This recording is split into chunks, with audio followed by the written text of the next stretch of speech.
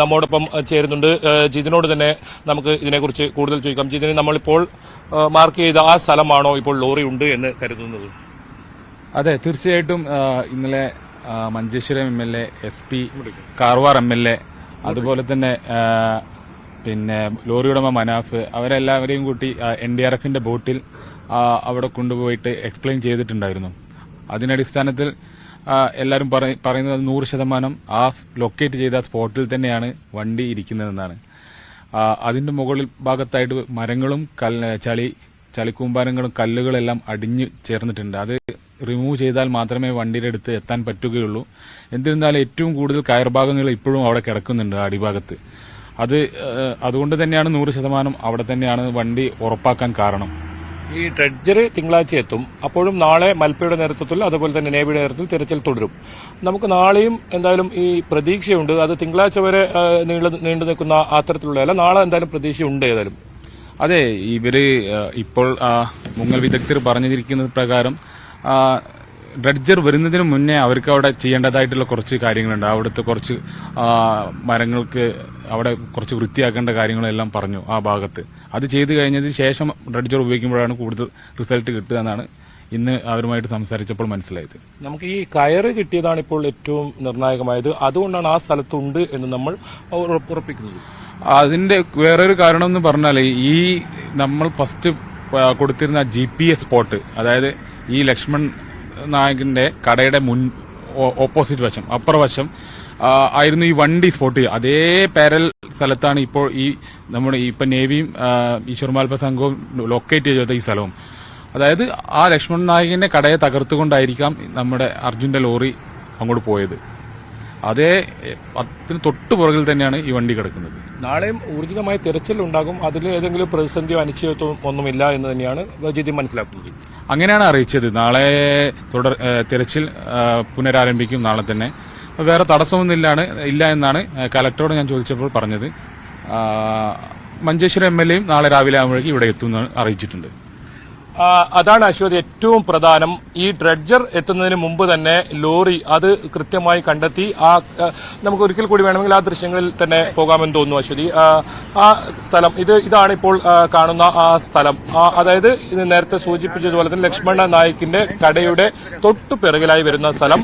അവിടെ മാർക്ക് ചെയ്ത് ഇന്നലെ ഉച്ചയ്ക്ക് ശേഷം നേവിയും മൽപ്പിയും ഒക്കെ തെരച്ചിൽ നടത്തിയത് ആ പ്രദേശത്താണ്. ആ പ്രദേശത്ത് നിന്നാണ് ഇത്തരത്തിലുള്ള ലോറിയുടെ വസ്തുക്കളൊക്കെ ലഭിക്കുന്ന സാഹചര്യം ഉണ്ടായത്. പ്രധാനമായും ഈ കയറാണ്. വലിയ 25 മീറ്റർ നീളത്തിലുള്ള കയറാണ് ആ പ്രദേശത്ത് നിന്ന് ലഭിച്ചത്.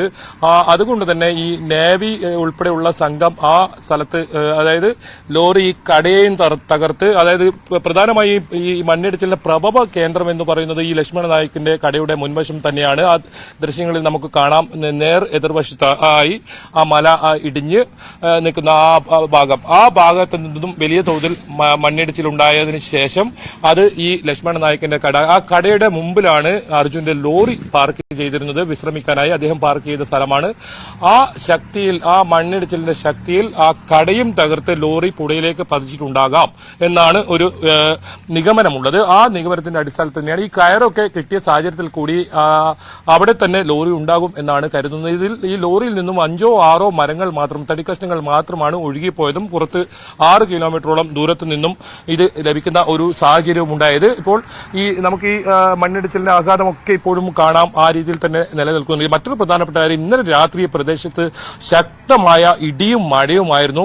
വലിയ ആശങ്കയുണ്ടായിരുന്നു രാത്രി. പക്ഷേ ഇപ്പോൾ കാലാവസ്ഥ സാധാരണ നിലയിലേക്കായിരിക്കുന്നു. മാത്രമല്ല അടിയൊഴുക്കൊക്കെ എങ്ങനെയാണോ ഇന്നലെ ഉണ്ടായിരുന്നത് അതേ രീതിയിൽ തന്നെയുണ്ട്. അത് ജിതിൻ ഉൾപ്പെടെ ആശങ്കപ്പെട്ടിരുന്ന ഒരു സാഹചര്യം ഇന്നലെ രാത്രി ഉണ്ടായിരുന്നു. ശക്തമായ മഴയായിരുന്നു ഇന്നലെ രാത്രി. അതാണ് നമ്മൾ നേരത്തെ സൂചിപ്പിച്ചത്. ഇതിൽ ഇനി ഒരു താമസം ഉണ്ടാകരുത്. കാലാവസ്ഥ ഏത് സമയത്തും മാറാം.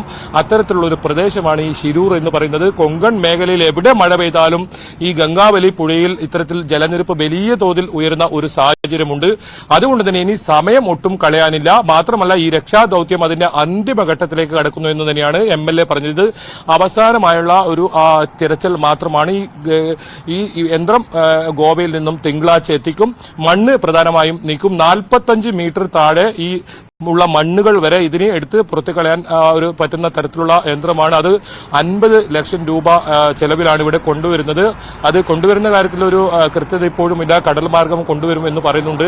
കാരണം ഇത് കരയിലൂടെ കൊണ്ടുവരാൻ പറ്റില്ല. വലിയ തോതിലുള്ള പാലങ്ങളൊക്കെ ആ മേഖലയിലുണ്ട്. അതുകൊണ്ട് കടൽ മാർഗം കൊണ്ടുവന്ന് ഇവിടെ ഗംഗാവലി പുഴയിലെത്തിക്കാനാണ് ശ്രമിക്കുന്നത്.